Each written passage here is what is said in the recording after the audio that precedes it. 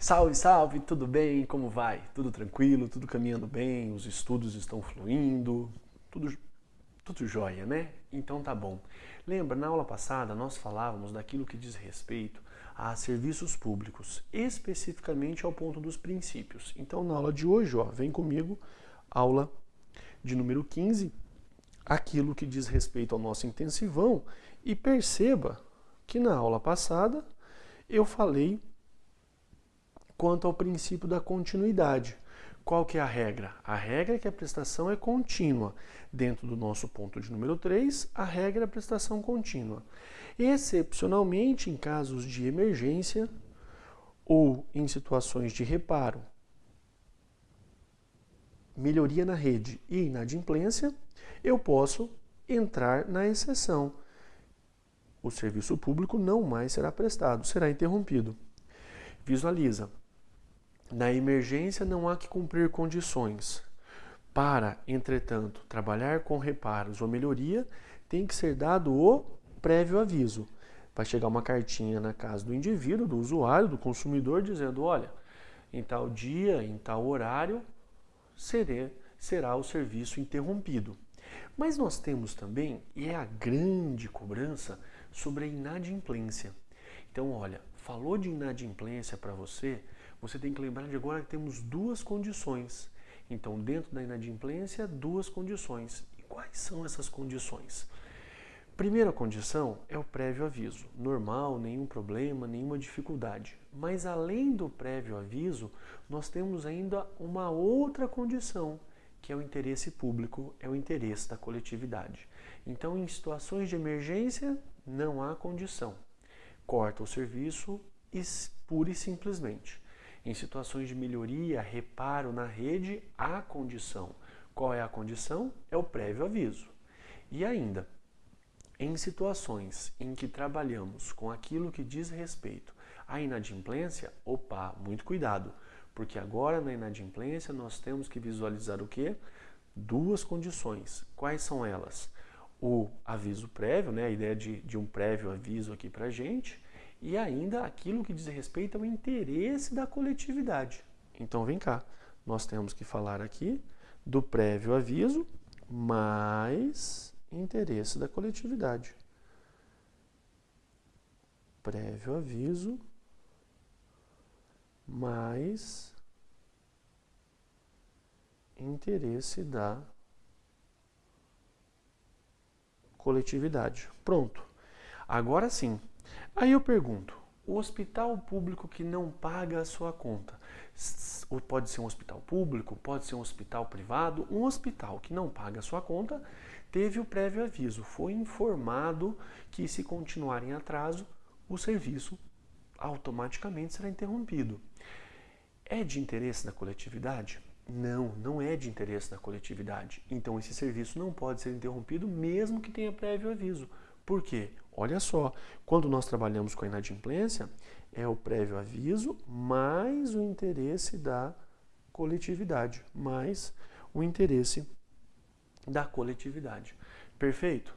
Então lembra, o particular que não paga a sua conta de luz, recebeu o prévio aviso. É de interesse da coletividade sim que ele fique sem o serviço, porque senão, se ele não paga, o outro também não paga, o outro não paga, daqui a pouco ninguém mais paga.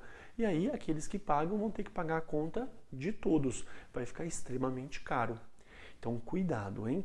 No artigo 6º, você tem que lembrar que em situações de emergência não há condições a se cumprir, em situações de melhoria, de reparo, de adaptabilidade na rede, aí nós vamos dar o prévio aviso ao usuário e também naquele ponto da inadimplência não tem que se falar só de uma condição, não. Agora eu tenho duas condições. A primeira condição é aquilo que diz respeito ao prévio aviso e a segunda condição é de interesse da coletividade realizar o corte. Pronto, é assim que nós trabalhamos, tá joia?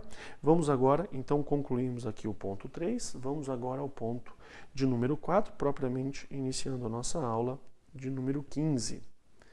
No ponto 4, nós temos que entender o quê? Nós temos agora que compreender e veja, todos os princípios nós já falamos, já distinguimos serviços públicos de outros institutos.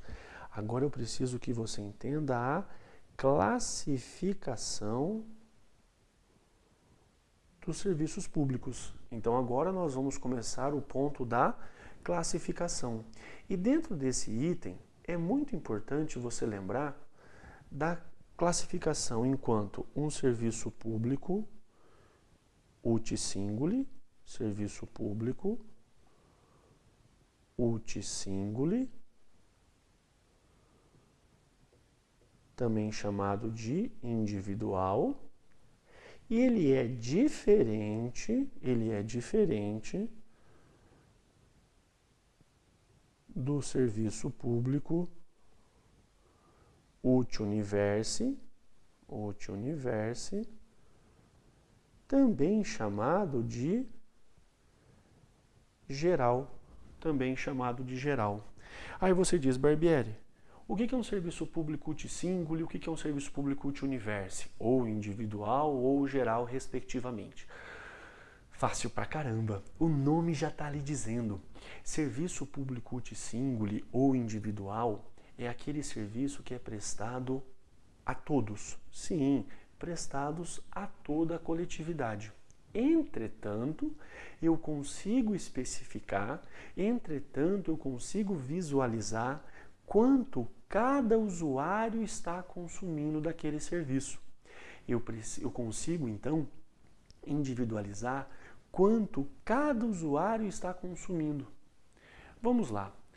A água na sua casa, tem um relógio lá da água, tem um relógio da luz, telefonia, os telefones móveis ou telefone fixo. Você consegue visualizar o consumo de cada usuário? Consegue. Bom, se é possível, diante desses casos, individualizar o consumo, fracionar para quanto cada usuário, quanto cada consumidor se utilizou daquele serviço, é um serviço notadamente ut singuli, notadamente individual. Fácil? Então esse serviço é remunerado como? Esse serviço é remunerado mediante taxa ou mediante tarifa. Como é que nós, consumidores, pagamos a nossa luz, a água, o telefone? Nós vamos pagar as tarifas ou as taxas. Então vem para cá. Serviço público ut singuli ou individual, ele é remunerado mediante taxa ou mediante tarifa. E qual é a grande característica desse serviço? A grande característica é que eu sei perfeitamente quanto cada um utilizou. Então aqui, individualiza o consumo de cada usuário. Então, individualiza o consumo de cada usuário. É importante lembrar que o Estado tem que prestar esse serviço a toda a coletividade. Serviço público, lembra? Ele é universal, ele é geral. O Estado presta a toda a coletividade. Entretanto, é importante lembrar também que nesse momento, cada usuário eu consigo individualizar o seu consumo. Por isso que a remuneração é mediante taxa ou mediante tarifa. Exatamente o contrário da letra B. Na letra B, serviço público ut universi ou geral são aqueles não mais remunerados mediante taxas, mas remunerados mediante os impostos. Serviços públicos remunerados mediante os impostos. Eu posso individualizar o consumo de cada usuário? Não. Não se individualiza o consumo.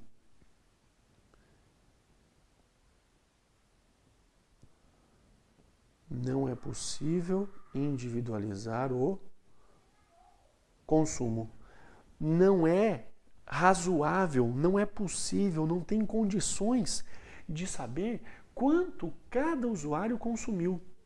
E aí nós temos, inclusive, uma súmula, né?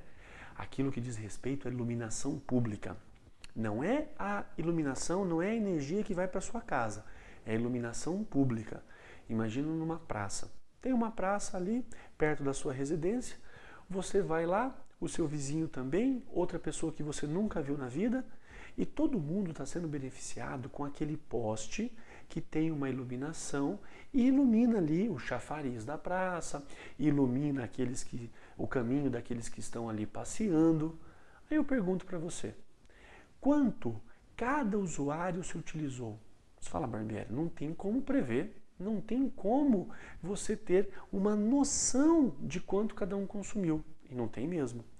Então, quando nós trabalhamos com serviços públicos universe ou universais, gerais, qual é a possibilidade que eu tenho de fracionar, de visualizar quanto o consumidor se utilizou? Não tenho a menor possibilidade. Não tenho a menor condição.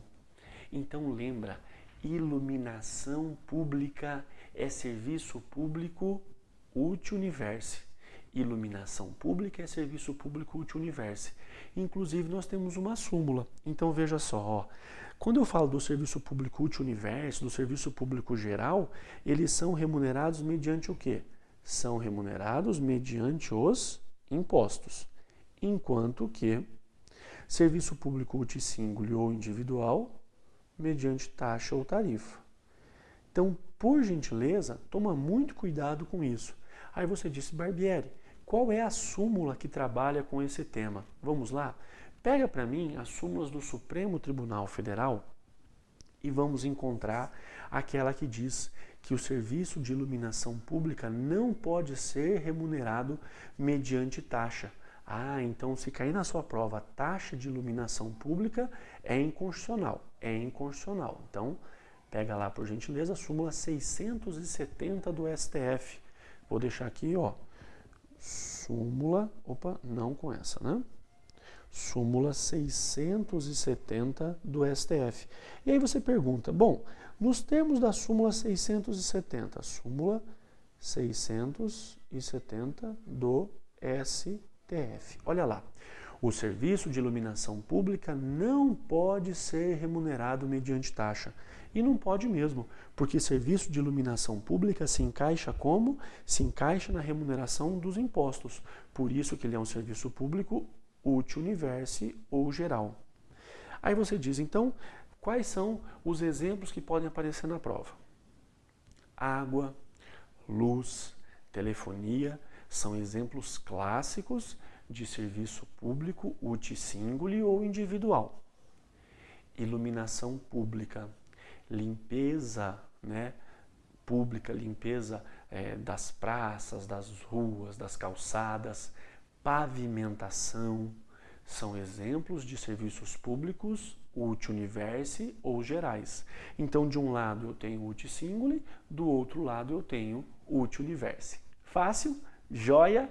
Perfeito. Então agora você já sabe as duas principais espécies, mas nós precisamos ir além. Nós não sabemos ainda se será a FCC ou se será o CESP, né? As duas devem estar ali disputando cabeça a cabeça para confirmarem a banca. Mas olha, independentemente de qual banca seja, vale a pena nós lembrarmos do serviço público exclusivo. Você fala, Barbieri, que papo é esse? Eu preciso que você entenda o serviço público exclusivo para lembrar depois da tal utilidade pública. Perfeito? Então vamos lá. Vamos para a letra C agora. Eu vou deixar tudo aqui na mesma tela. Letras C, letras D e letras E. E aqui embaixo letra F. Eu tenho serviço público exclusivo. Letra D, mesma coisa. Serviço público exclusivo. Daí nós vamos diferenciar só na última palavra. E serviço público exclusivo. Aí nós vamos diferenciando na última palavrinha e eu já aproveito para lhe explicar.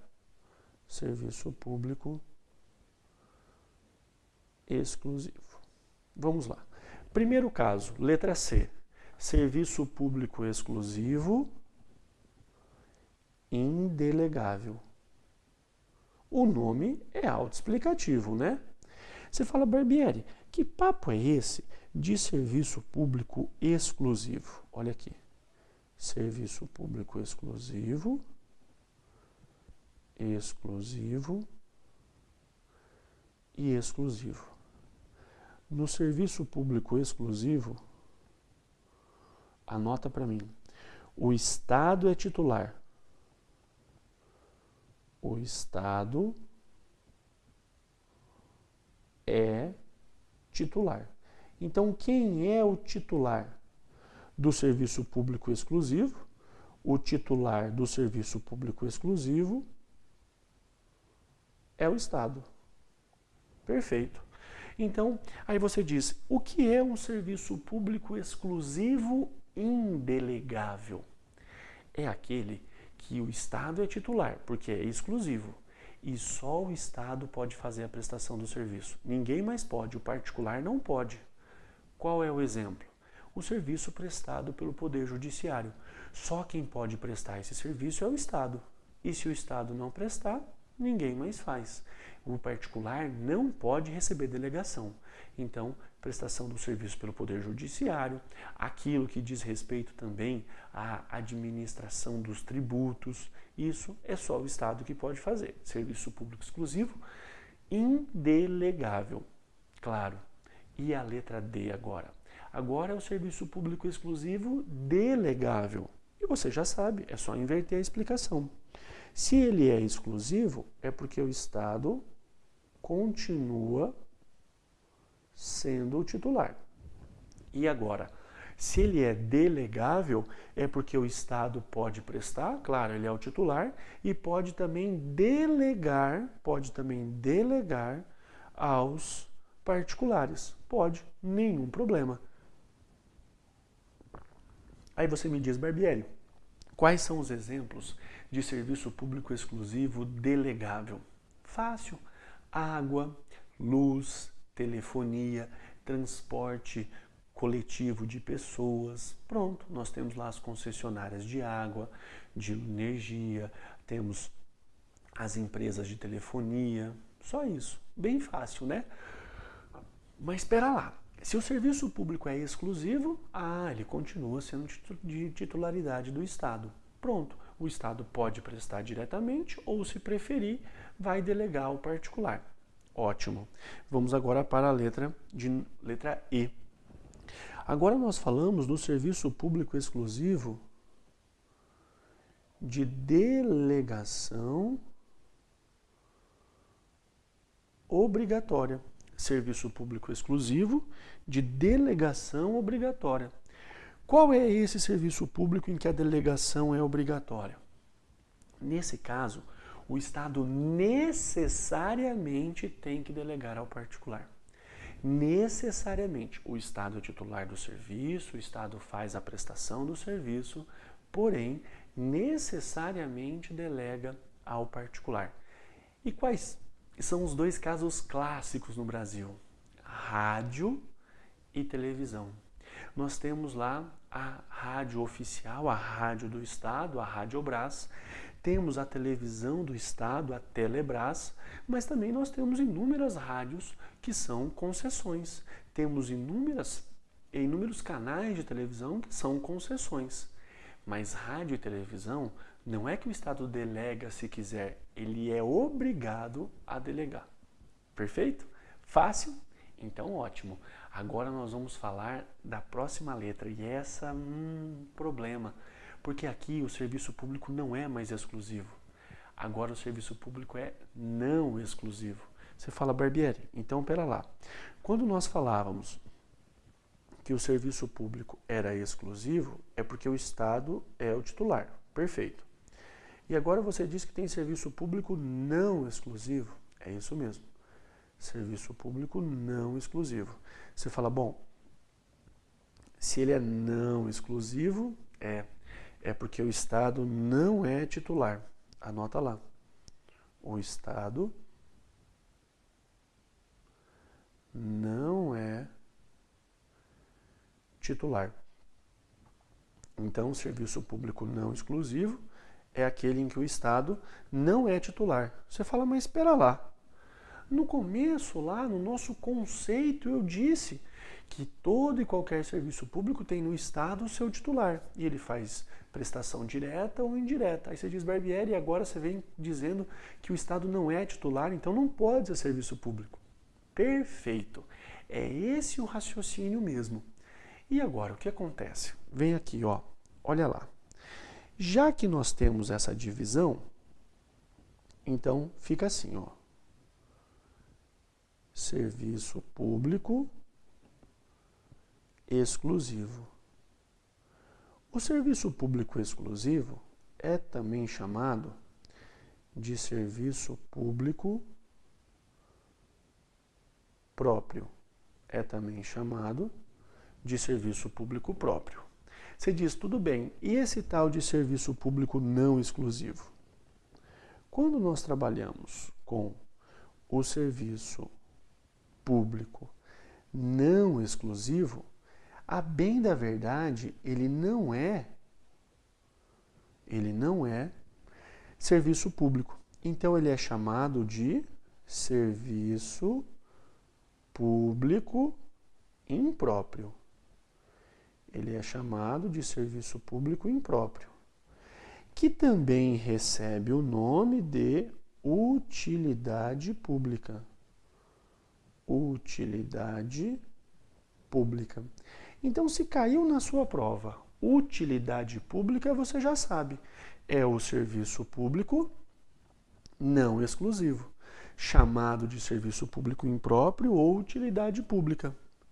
Aí você pergunta, Barbieri, quais são os exemplos de serviço público não exclusivo ou utilidade pública? Exemplos: educação,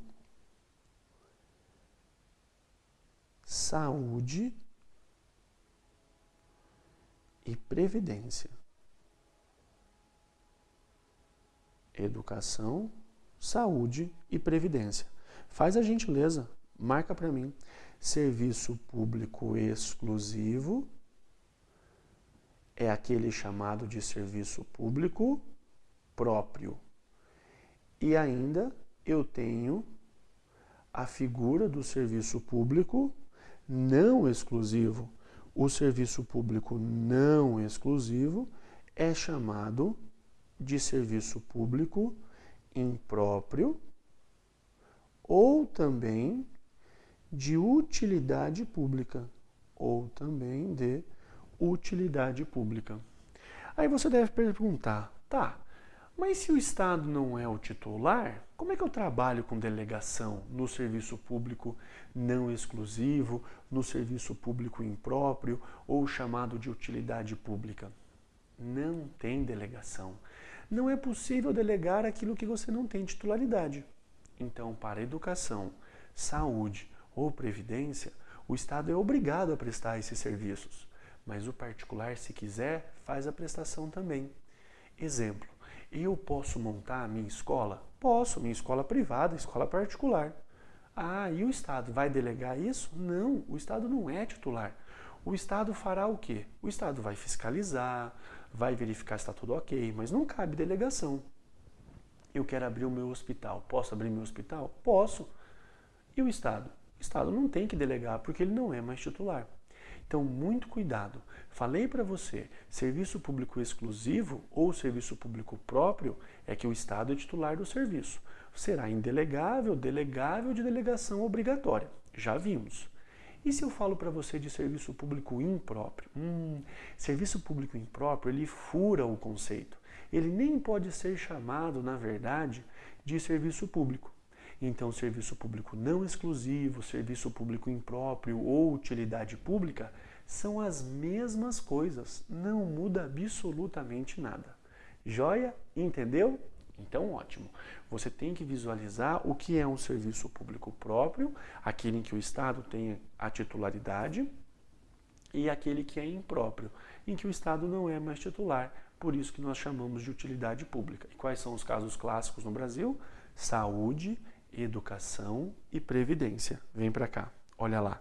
Serviço público exclusivo próprio, serviço público não exclusivo, também chamado de impróprio, utilidade pública.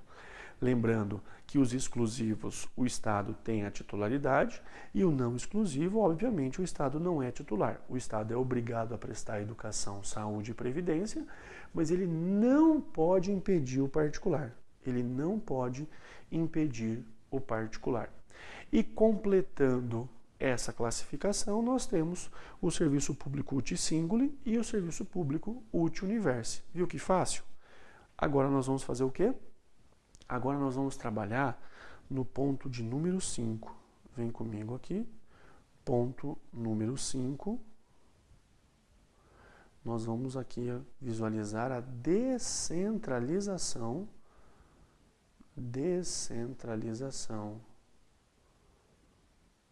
de serviço público. Descentralização de serviço público. Esse tema é um tema interessantíssimo, é um tema fácil, mas tem um montão de pegadinhas.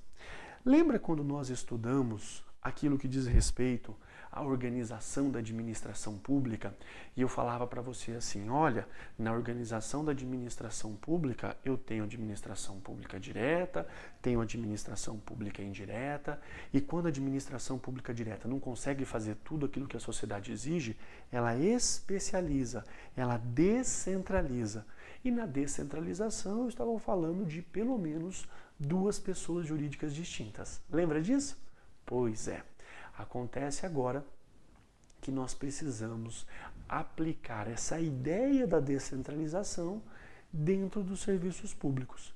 Então, de um lado eu tenho administração pública direta, do outro eu tenho indireta. Isso mesmo, vamos colocar aí no nosso quadro. Então, de um lado eu tenho a administração pública direta, que é formada pela União, Estados, DF e municípios. E do outro lado eu tenho a indireta, formada por quem? Autarquias, fundações públicas,